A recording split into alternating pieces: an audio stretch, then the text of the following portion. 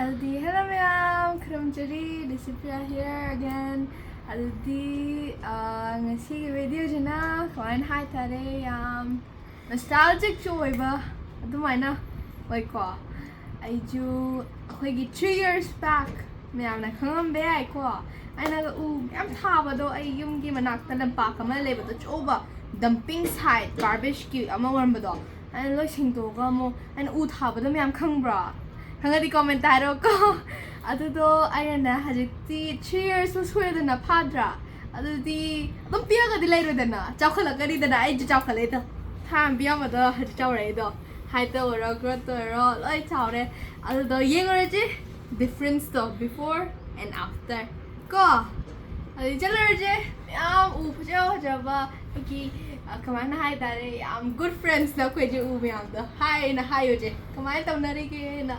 Ay timo chaore bani na ay na sinadra ju yani moi masana matom no to bado natro pi ka na di koi gi some children hai tare mama papa na to bi bado hasana care to bi pro adu machana cha kanda masana to ba hai tro adu mai na mo ju masana hing bado ngam adu di ai khum crocs tung dalani adu ga chalani ko makha da koi second floor lay moi hek thung na bado ne ko chalo je let's go.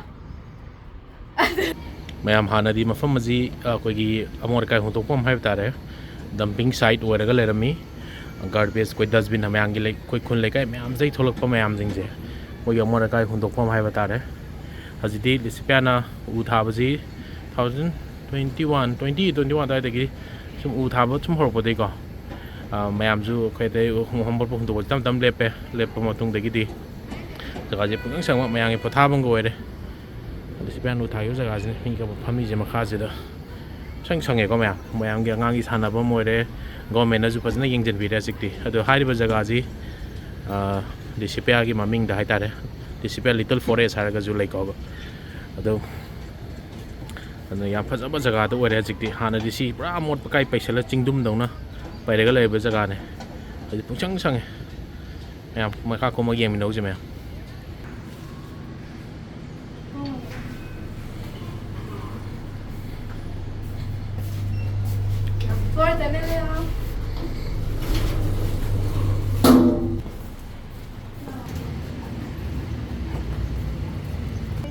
Welcome to Lucy's Little Forest. Adudo khudi hana di asi ra dumping sa ko. Food ang atane. Plastic ka plastic. Oi. Yamot pa nung huntok na ba jagado. Adudo ne. Adu hariti man ra na huntok na ba jagado. Man da na. Ku ai lambi khadi sime ya. Government na ko ye work with national ga ju.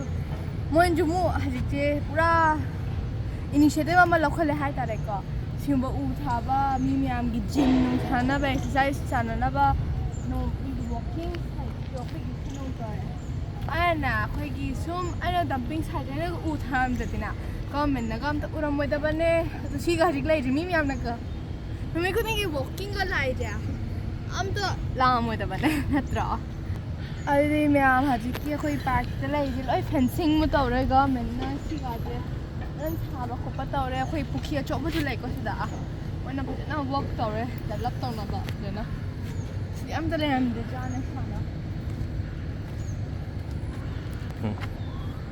si khoi giro ma ko chao je am bhaja di khoi giro hello si ai ge thage bu ne si ato lai ba ai ya wa wo ye hin de 저거 홈이 오면 하이북도 사줘다 보긴 하기만해 왜안해 와기네 하시디 하이북 사줘다 애기 우드 하기만해 시크로트요 형차오에 시어플리 3 to 4 years time 난 시크로트 형차오에 unbelievable 시줘야 하기만 하더니면 너저번에 Pundon horak kore horak kan dong myam sila lai je he yong cha de haw na ya ya mere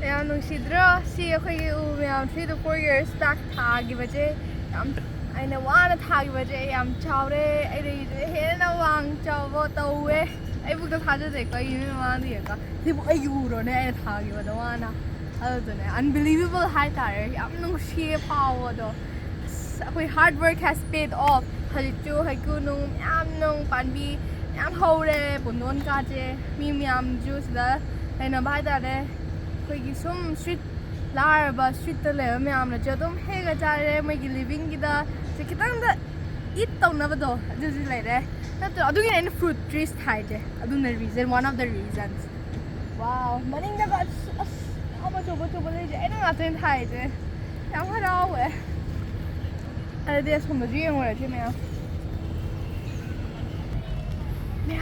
ꯑꯩꯅꯒ ꯎ ꯊꯥꯏꯁꯦ ꯑꯁ ꯍꯩ ꯆꯥꯔꯕꯅꯤꯅ ꯃꯤ ꯃꯌꯥꯝꯅ ꯄꯣꯊꯥꯕ ꯑꯃ ꯑꯣꯏꯅ ꯂꯩꯔꯦ ꯄ꯭ꯂꯦꯁꯁꯦ ꯁꯤꯗ ꯄꯣꯊꯥꯏꯁꯦ ꯌꯥꯝꯅ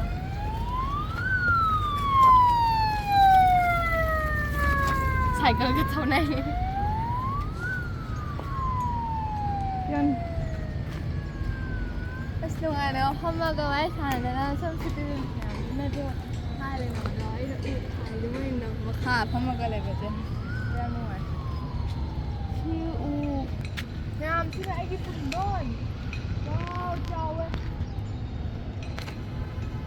Chaore ka mo rin. Pundon hora ni ne, kaya matanda. Pundon pala na yung may friend eh. Ano na sila dito, damon chaore, chaodra, puna mo sa damon hawa ni. Yung ko ako yung lara ba mingay na na, ito damon da hen ni na pundon hen ni. May yon ba dyan? Yon lang ka jo, may gi pasalay din na. Ito pasal lagi jo may chang ora, duera. May living gi jo cost eh. 200. Ado doon eh. Ado gi jo may na uthabiyo uje. Ako'y ujama hita na to with the fruit trees when tabiyo siyone. Two solution. Ako'y ama ka lang to kana na to. Yeah. Chawe siyone. Ako'y haiku gyune. Na to. Kaya ama ni pwede haiku gyune. Ang panday ne. Haiku ka hawaga ising uthaga tumalo. Ne. Ang harani. Ang chawe. Simba. Sino po mag-granite? Hindi mo. May flower. May kampoy. Usi man ang siwa. May ahani. Wow.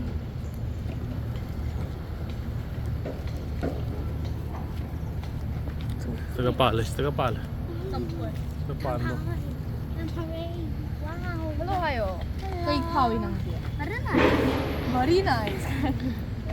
시주 닭이 전문 chaore 시주.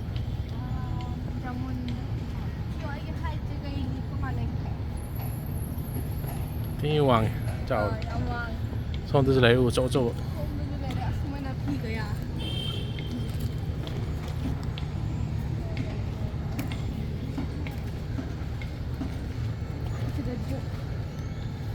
phải thả bao khu chỗ mẹ em trên nó trả mình lấy thả cái bằng tên ní thì em cháu đây hoàng nhé nhằm bây giờ chỗ forest mà sao mà urban forest mà sao mua đấy làm nhà thắt kịp rồi mới nè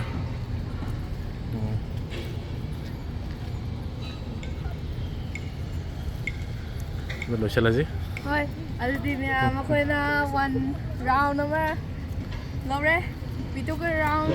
Aku ini some difference yang naba hana tadi hajiki before after gitu. Ada pasal aku ini uje. Macam hana aku thagi baca hajiki one thagi baca. Hajada nungai na hajiki hajana chaore hai tare. Wow, tak ini ni.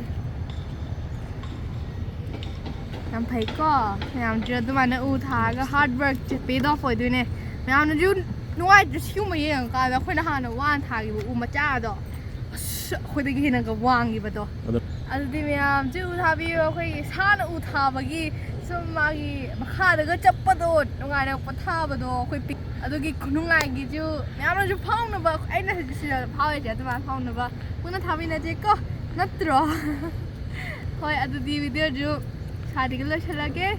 Bye bye.